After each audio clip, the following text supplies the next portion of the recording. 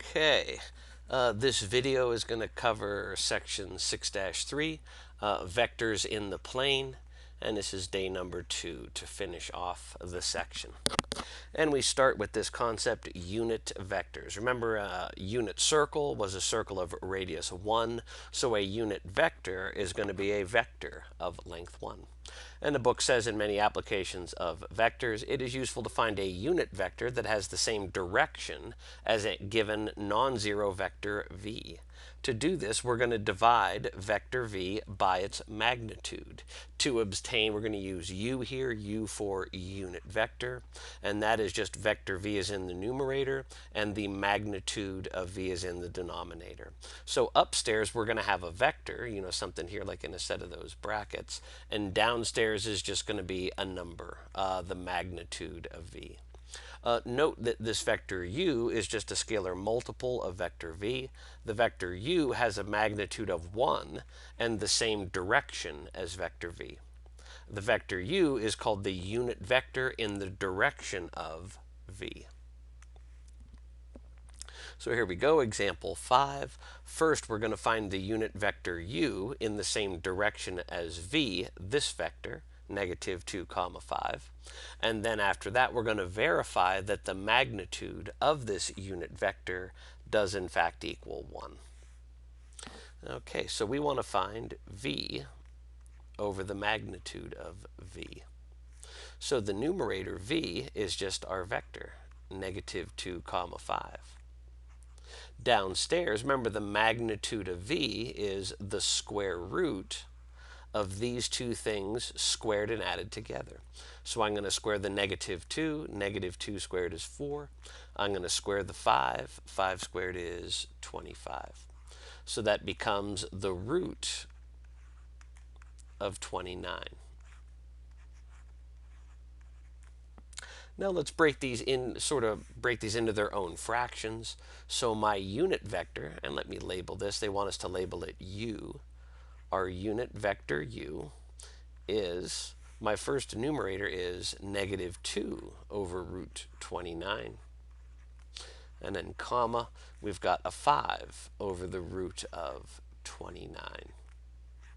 So this vector u is a unit vector. It goes in the exact same direction as vector v, so they would be parallel if we graphed them, but this vector u is only of length 1. And now we're going to verify that, because we've just completed this part, find the unit vector u in the same direction as v. Now we're going to verify that the magnitude of this does in fact equal 1. So here's our unit vector. Remember, to find the magnitude of this, the magnitude of vector u, that's just going to be a radical, and underneath that radical we're going to square some stuff and add them together. And we just drop in this, negative 2 over root 29. And here's our 5 over root 29. Now, if we do a little algebra on this, we should get our unit vector's magnitude equal to 1. Oops. So let's see what happens here. We're still working under the radical. We're going to square just the numerator. Negative 2 squared is 4. In the denominator, when we square the radical, the square and the square root cancel, so we're just left with the 29. Plus, same thing here. We're going to square the numerator. 5 squared is 25. Denominator, the square and the square root cancel, leaving the 29. Now we have common denominator. Common denominator is 29. Add the numerators. 4 plus 25 is 29. So that's the square root of 29 ninths. Anything divided by itself is 1. The square root of 1 is 1. So we have verified that our unit vector u is in fact length 1. Now this, I did forget to put this sheet in the notes this year. You might not have this in your note packet, but it's not an example or anything. It just introduces these concepts of the I and the j directional vectors. So the book says the unit vectors 1, 0 and 0, 1 are the standard unit vectors denoted by I. And let's look down here. Here is I. I'll highlight it in blue. 1 comma 0. And then we have the vector j, 0 comma 1. So here in red ink is the j vector, 0, 1. Note that the lowercase I is in bold-faced and not italicized to distinguish it from the imaginary unit I, square root of negative 1. These vectors can also be used to represent any vector v. Remember, that would be v1 comma v2, because this vector v, v1 comma v2, would just be v times 1 comma 0 plus v sub 2 times 0 comma 1. Well, this 1 comma 0, that's the same thing as I. And this 0 comma 1 is the same thing as j. So the scalars v1 and v2 are the horizontal and vertical components of vector v, respectively. The vector sum v sub 1i plus v sub 2j is a linear combination of the vectors I and j. Any vector in the plane can be written as a linear combination of these standard unit vectors I and j. And let's see how easy this is. Ooh. I guess, well, here we got a checkpoint. Let's do a practice problem here based on example 5. Find the unit vector of this vector v, and then verify that it is in fact equal to 1. Its length is equal to 1. So what we're looking for here is going to be our vector 6, 1. And we're going to divide that by the magnitude of vector v. So that's just, we'll put a radical here, square this first thing, that'll be a 36. Square the second component, 1 squared is 1. So that'll be a root 37. So our unit vector u is going to be 6 over a root 37, comma 1 over root 37. Okay, and now to verify that the magnitude of that is in fact 1, well, we're just going to find the magnitude of this, so we're going to put a big old radical. And underneath that, I'm going to square this. So if I square the numerator, I'll get my 36. If I square my denominator, it nullifies the radical. Here, if I square this one, numerator, 1 squared is 1. Denominator squared will eliminate the square root symbol. So I got my common denominator 37. If I add my numerators, 36 plus 1 is 37. Anything divided by itself is 1. The root of 1 is 1. So we've verified the magnitude of our unit vector. Okay, now example 6. U is our vector with initial point 2 comma negative 5. Terminal point negative 1 comma 3. We want to write u as its linear combinations of the i's and the j's. Well, first let's write vector as a vector.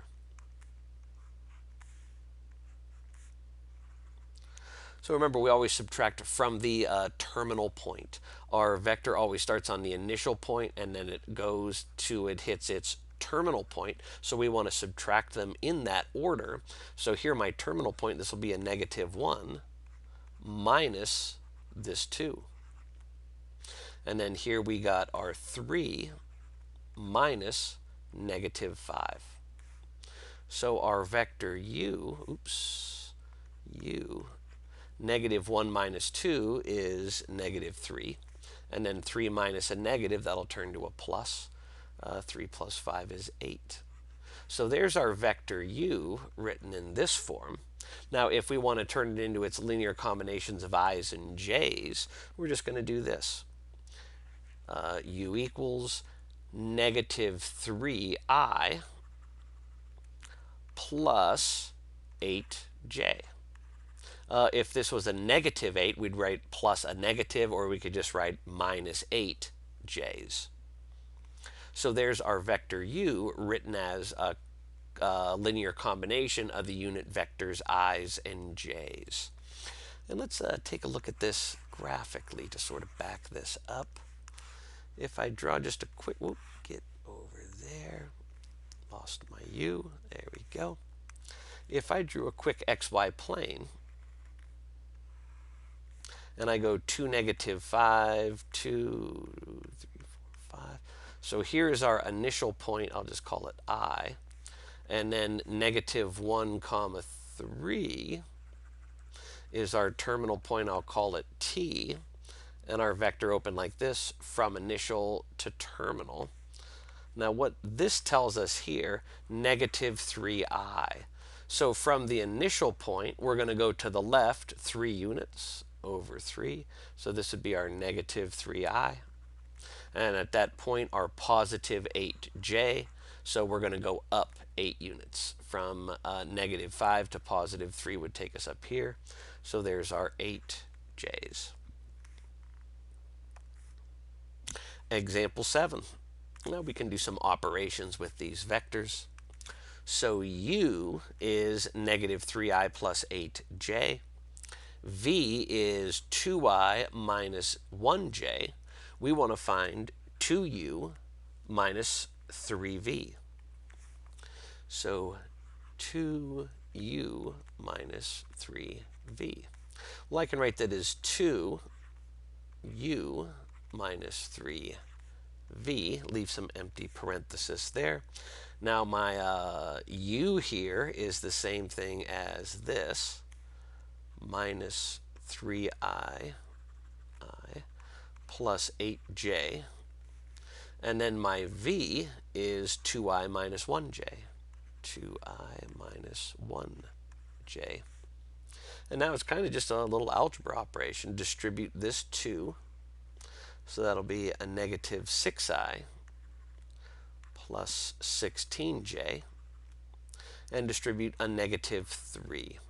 So that'll make it a minus 6i plus 3j's. Oop, that's supposed to be a j.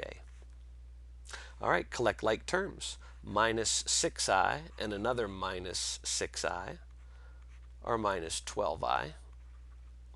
And then we have a 16j plus 3 more j's.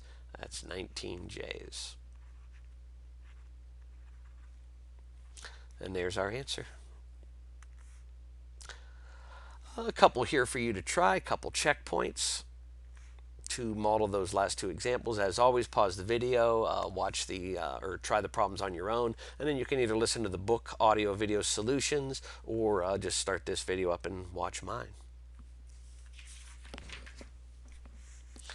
Okay.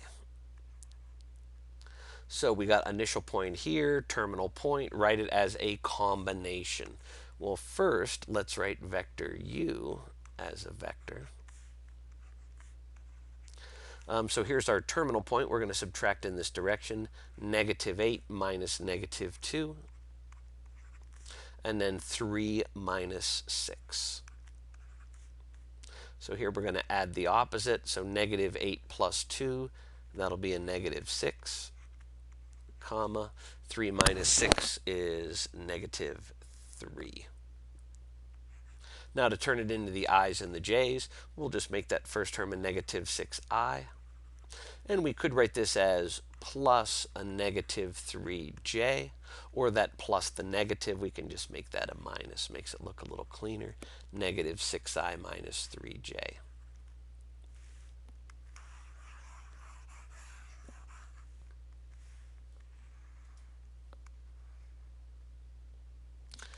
And here we go. We got our vector u and our vector v are defined here. We want to find 5u minus 2v. So let's put our vectors in the proper spots. First, the u goes in here. That's I minus 2j. And then we have a vector v, negative 3i plus 2j. Distribute the 5, 5i minus 10j. Distribute the negative 2, plus 6i minus 4j. Combine like terms. 5i's and 6i's add up to 11i's. Minus 10j minus 4 more is minus 14j's. All right, and I think we got one more topic, directional angles. Now I'm going to read through a bunch of stuff here. Don't let it scare you. When it all boils down and we get to the examples, you'll see how easy this is. But first, if u is a unit vector such that angle theta is an angle measured counterclockwise from the positive x-axis to u, then the terminal point of u lies on the unit circle. We would have this. Yeah, here we go. So here's vector u, it's a unit vector, so it is length 1. I can put it anywhere I want, and it's going to touch a point on the unit circle, x comma y. Of course, we remember x's and y's can be coses and sines. So x comma y becomes cos of theta comma sine of theta, or cos of theta I plus sine of theta j. So there we've turned it into a vector, as shown here in the figure. That angle theta is the directional angle of vector u. So here we open from standard position. This angle theta is our directional angle. If we're starting from the origin, it's an easy way to say which way we're going to start heading out in. Okay, consider a unit vector u with direction angle theta. If v is ai plus bj, is any vector that makes an angle theta with the positive x-axis, then it has the same direction as vector u, and we could write it like this. Vector v is the magnitude v times this vector cos theta sine theta. Or we could sort of distribute that. Magnitude v times cos theta I plus magnitude v sine theta j. And because vector v is a times I plus b times j, and that's the same thing as this, magnitude v cos times I plus magnitude v sine times j, it follows from the direction angle theta for vector v is determined by tangent. Tan of theta is opposite over adjacent. Our opposite is our y value sine. Our adjacent is our x value cos. If we multiply both numerator and denominator by the magnitude of v, this magnitude v sine theta just becomes b, and the magnitude v cos theta becomes a, b over a. All right, so let's see how we can apply this. What did all that just boil down to? We want to find the directional angle of each vector. Here, the first one is given to us here in the graph.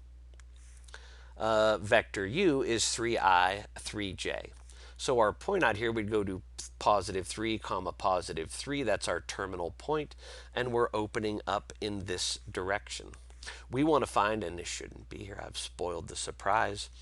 We want to find this angle theta. Again, if we drop this down and make this into a triangle, our opposite side is 3. That's our sine value, or our y value. Our adjacent side is also 3. That's our cos value, or our x value. So we could write the tan of theta is equal to b over a. Where do the a's and the b's come from? Whatever here is touching the I directional vector, that is your a value.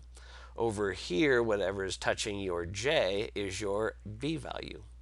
So we could just write the tan of theta is equal to, in this case, 3 over 3. And our triangle over here, our graph, backs that up. So that's just the tan of theta is equal to 1. And if we tan inverse both sides, theta is the tan inverse of 1, which, remember here when we were doing inverse trig functions, we want to stick in these two quadrants. Thankfully here we're right up into quadrant 1. Our calculator will spit out tangents equal to 45 degrees, and that is exactly the angle we're looking for. This angle here, our directional angle for this vector, is 45 degrees. Just take tangent of b over a. A is here, b is here. Now be careful, this was a nice one. We were in quad 1, so the answer that was spit out was exactly the answer we were looking for. Remember, what we're dealing with here really are reference angles. So we got to be careful and make sure we find the angle that we're actually looking for. Here, our a and our b are 3 and negative 4. So if we go over to 3 down to negative 4, what we're looking for, this Directional angle always starts here and opens up this way. So this is the angle that we want.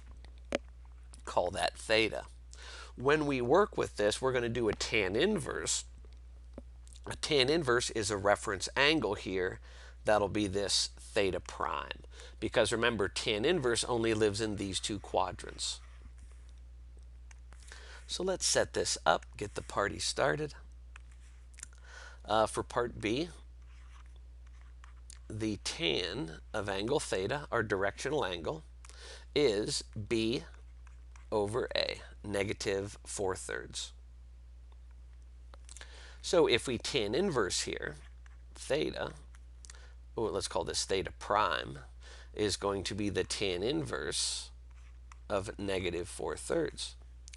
Punch that in your calculator, and we're going to have to round it off here. Your calculator will say negative 53.13. So if we start here on the positive x-axis and we head in the negative direction, we know this was a negative 53.13. So how would that help us find the red angle, angle theta, the one that we actually want? Well, ignoring the negative, we know that this angle is 53 degrees. A full circle is 360. So we want to do 360, subtracting the angle we just found, 53.13. So the angle we're looking for, angle theta, our directional angle for this vector, is 306.87 degrees. Okay, remember it's always tangent of B over A. And you be careful working with the reference angle to find the angle that we're actually looking for. So let's try these two here. Find the directional angle of each vector. Again, pause the video and try them out. Start it up and see if you got them right. Okay, for the first one here, A, the point we're looking at is negative 6, 6. So that would put us here, negative 6, 6 in quadrant 2. So we want to find angle theta. So the tan of angle theta is equal to B over A, 6 over negative 6, or negative 1. Tan of theta equals negative 1. Now, what you could do, tan inverse only lives over here, but you could get out your unit circle and look over here. Okay, negative 6, 6. If you do punch this into your calculator, you're going to get, I believe, negative 45 degrees. Theta equals negative 45 degrees. And we could call this theta prime because what we actually found here was this angle theta prime, the reference angle back to the x-axis. So we know this would be 45 degrees. So if we want to back up from a half circle to get here, 180 minus 45 would be 135 degrees. Or you could, if we ignore the tan inverse of both sides, you could look on your unit circle and say, okay, here I am at this point. What angle opened up to make it? That would be 135 degrees. We could see that directly on the circle. The next one,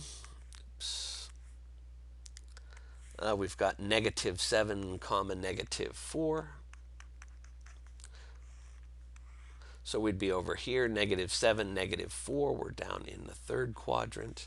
We want to find angle theta that's going to open us up to get there. And what we're probably going to find here is theta prime will be this reference angle back.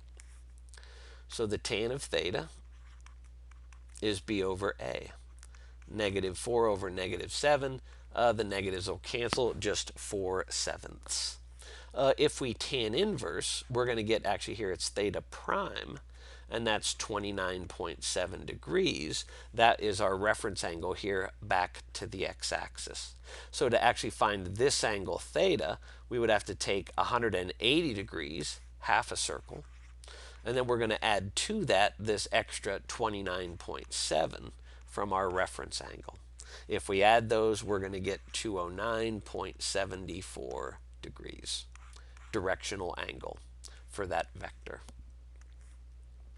Homework, as always, is on WebAssign. If you're having internet or computer issues or WebAssign issues, you can go to page 426 in the book and do these even problems. We'll do these odd problems in class, or I'll make another video because these odd problems will help with the adjacent even problems on the WebAssign. I hope this video helped.